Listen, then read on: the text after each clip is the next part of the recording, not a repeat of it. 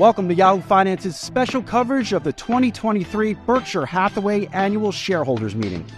It's known as the Woodstock of capitalism, and it's among the biggest events of the year for investors. We'll hear from legendary investor and Berkshire Hathaway Chairman and CEO Warren Buffett, along with his Vice Chairman Charlie Munger, as they give us their unique take on what's been a complicated year for the markets. A banking crisis, a slowing economy, geopolitical tensions, accelerated digital transformation with AI, and a lot more. It's all on the agenda today. We're breaking down the big news from today's meeting and what's happening to the markets and your money.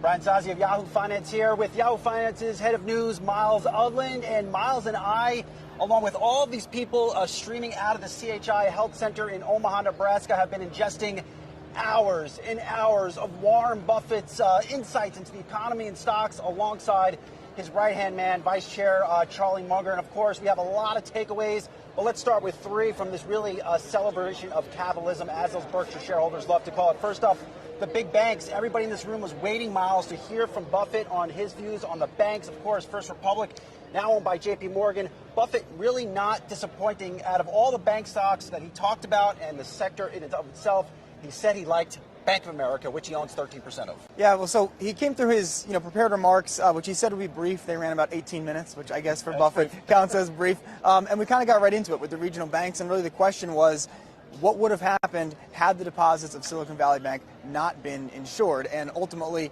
Buffett going with what I think most people would have expected him to say, where he said it would have been catastrophic. And I think, Sozzi, it brings me back to that weekend where the bank is seized by regulators Friday morning, and everyone's thinking, well, what's going to happen over the weekend? Ultimately, FDIC comes out. They say we're going to backstop these. And, throughout the proceedings, there were a couple questions in this direction. And I think Buffett's takeaway is that effectively all deposits in the U.S. are now backstopped, whether they say that or not. That's good.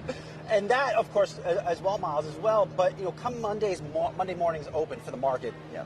I didn't get the sense that Buffett signaled to the world, go out and buy bank stocks. He sounded like many other people were, yeah, they might do this, they might do that, but I didn't hear that same tone compared to what I heard from Jane Fraser, CEO of Citigroup, a couple days at Milken, where she said things are stable. I just didn't get that vibe. Yeah, we'll get to it in a little bit with his comments on Bank of America in more detail, but he did say that if you are an investor in banks right now or a prospective investor, I think he said if you're a bank shareholder, to use his phrase exactly, kind of hard to know what you buy or what you're owning, I guess, in that situation. And a lot of it for him has to go with what are deposits? And he mentioned how sticky are deposits now because, did the whole wind up. You don't have to stand in line to take them out of a bank. You can just go on your phone and pull your money. Obviously, a dynamic that we saw, with the Fed's report and the FDIC's report a couple weeks ago is what happened at Silicon Valley Bank.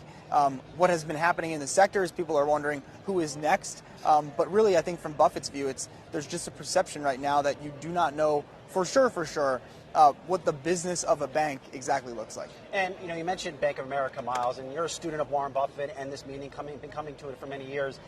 I can't say I'm surprised that he called out Bank of America. Of course, he owns 13% of it, but under CEO Brian Moynihan, they aren't necessarily out there taking these crazy risks that a lot of these other regional banks are. So a different company, but again, Buffett being Buffett, suggesting that Bank of America is doing something right in this climate. Yeah, and ultimately, I think, his takeaway was, well, I bought the thing. Back in 2011, he puts a bunch of capital in it, and I guess I'm going to see that through 12 years later. Yep, absolutely. All right, well, outside of the bank, of course, another takeaway we have is AI. So everybody was focused on what Buffett and Munger had to say on banks, but also artificial intelligence. And again, I'm going back, I'm thinking through the stock action on Monday. I just don't think these AI stocks, which have been really hot, come out blasting off of what Warren Buffett said out of the gate here. Sure. If you're trying to play the AI stocks based on what Warren Buffett is going to do, I don't really know if I can help you with that. But I think that the AI interaction there, and that was, I think question 2, 3, 4, it was right up there in the proceedings. It really got us our first great Mungerism of the day when you're talking about, what's the power of AI, this, that, the other. And of course, Charlie hits us with, well, I think old-fashioned intelligence works just fine. We don't need the artificial stuff. The good old-fashioned intelligence is just fine in his view. But it is interesting that they view AI, they first went to BYD robots. Of course, BYD is that electric car company. That's their first interpretation of what AI is. Not Microsoft and Buffett and that Bill Gates relationship, not what they're doing, robots making cars. And I think that it's, the reason that people come to this event, and the reason that Warren and Charlie have an audience, is because they are representative in a lot of ways of like the median investor's view on this. And sure, you talk to a lot of people who get real excited about language learning models and all these kinds of AGI, right? It's not just AI, it's artificial general intelligence. All this, and they're just like, I mean, we have robots, robots are fine. And also in this section too, I think it's the first time of many times where we got to quite a few references to nuclear weapons. Yes. And the which technology, which he does in the past. as a regular feature of these, but I think that the risk of like the nuclear risk to Buffett is sort of the go to zero risk, and obviously in the 60s, very formative time in his career, and it's something that he brings up quite a bit. So bottom line with that takeaway, folks, is if you were looking for Warren Buffett to pitch shares of C3AI, not going to happen. Next takeaway, of course, value investing. That's why a lot of people that I've talked to at this event, that's why they come here to get a sense of what Warren Buffett sees in terms of value. And it was interesting what he said on value investing, Myles. Yeah, and I think this is where we saw kind of the biggest difference between Warren and Charlie. Charlie Munger, very pessimistic on it. He said, I just think it's going to be worse in the future. And Buffett coming back and saying, well, Charlie, you always say that. And I think that, to use Munger's exact quote, my advice to value investors is get used to making less money. And you see the folks kind of behind us here, certainly this morning, teaming into the building, people in sport coats and khakis, value types. I overheard quite a few conversations on my way in to that effect. And, I think Warren's just trying to give some encouragement to the crowd. And, this is where we kind of got to a Warren zinger, perhaps, where your biggest opportunity as an investor, value or otherwise, is other people doing dumb things. Yeah, a lot of folks mistaking me for a hedge fund manager at this event. I also well, you're dressed like that. I know. I'm dressed like a normal person. No. You're dressed like a hedge fund manager. I know. Well, I also, on value investing, I caught up with Whitney Tilson, longtime Buffett follower and friend of our shows. He said, based on his models, he said this after the event, he calculates that Berkshire is trading at a 13% discount to intrinsic value.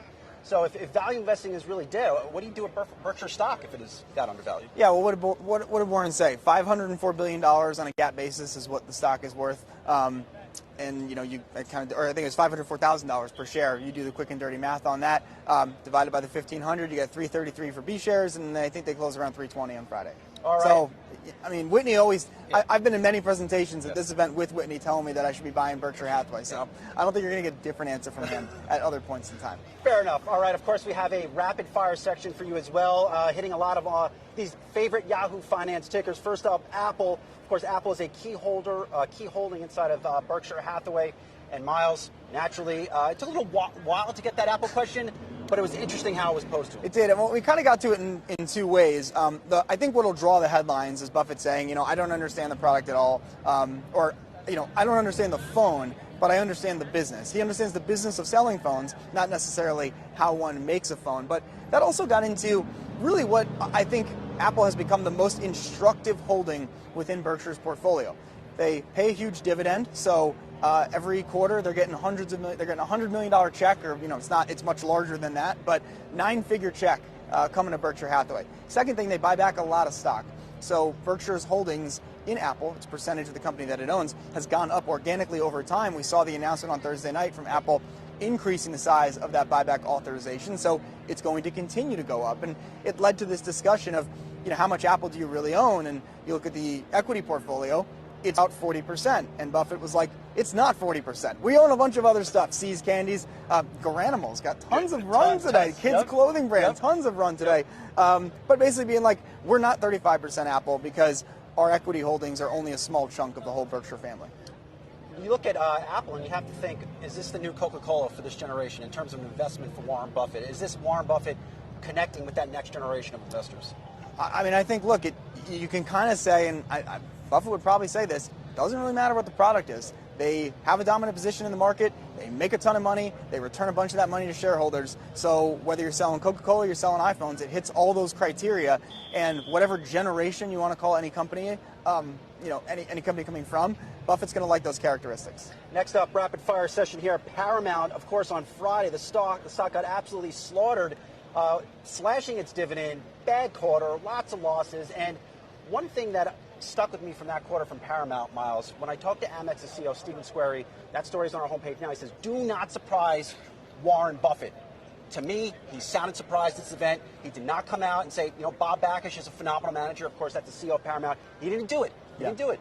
Well, we just talked about how Warren Buffett likes companies that return a lot of capital to shareholders. What did Paramount come out and do on Thursday? They cut their dividend. And Buffett says, never good when a company announces a material cut to their dividend. You're trying to shore up your capital position. You can't give it back to your owners, basically.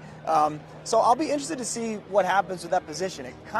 It's a small part of the Berkshire equity portfolio. Kind of came up, I don't want to say out of nowhere. He has a long history investing in the media business, but all of a sudden it's a bunch of Paramount. Now he owns 93 million shares of the company. And so we get into the conversation about the streaming wars. And I thought his comments on your eyeballs were quite hilarious. Yeah, eyeballs are matter, but in that he goes, everyone loves to use their eyes. No, yes, it's key. I mean, he's clearly bullish eyes, but in that context, there's a lot of competition for our eyeballs, which is why I think that stake in Paramount disclosed in November last year raised a lot of eyebrows because it wasn't really Warren Buffett-y. I think everyone thinks the same thing, and we'll kind of look. The 13F will come out, I guess, middle of next week on what they did or didn't do in the first quarter. So I think some questions there with that position. We're keeping it moving here. Taiwan Semiconductor, a position that Buffett took late last year, and then he exited very quickly. Not a very Warren Buffett type of move, but he did heap a lot of praise on that company. Yeah, I mean, I'll kick this one right back to you because you wrote up a quick story for us on this one. He heaped a lot of praise on it, and he kind of had a weird, I don't know, I couldn't make sense of exactly what the point was on not wanting exposure to Taiwan, but saying U.S.-China relations might be fine, everyone has blame. I couldn't quite sort that one out. Yeah, and if you're an Intel and you're a lot of these other chip makers, to not hear Warren Buffett say you're doing cool stuff, not exactly a great thing. Lastly, Occidental Petroleum, of course, a lot of investors, Warren Buffett build its position or his position in Occidental Petroleum under the potential maybe goes out and just buys the darn company, but Warren said, unlikely to happen. He was very blunt. We are not going to make a play to take control of the company. They have approval to buy up to 50% of the outstanding shares. I think they own about 25% today. But yeah, there was an analyst that talked to our RNS Foray and Josh Schaefer last week who surmised maybe Vicky Hollub, CEO, would come in and run Berkshire Hathaway Energy when Greg Abel moves on.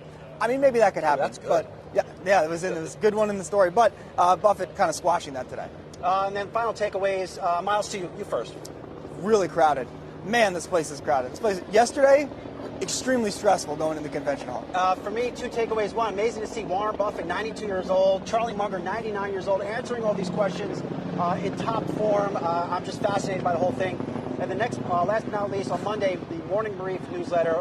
Please do check that out, subscribe, whatever. We're looking into the succession battle, or succession plan here for Warren Buffett and Berkshire Hathaway. Lots of interesting nuggets that our team pulled here from the event. But that's it for yours truly and Myles Udland. We're going to get back and get some air conditioning. It's a little warm here in Omaha, Nebraska. We'll see you guys later.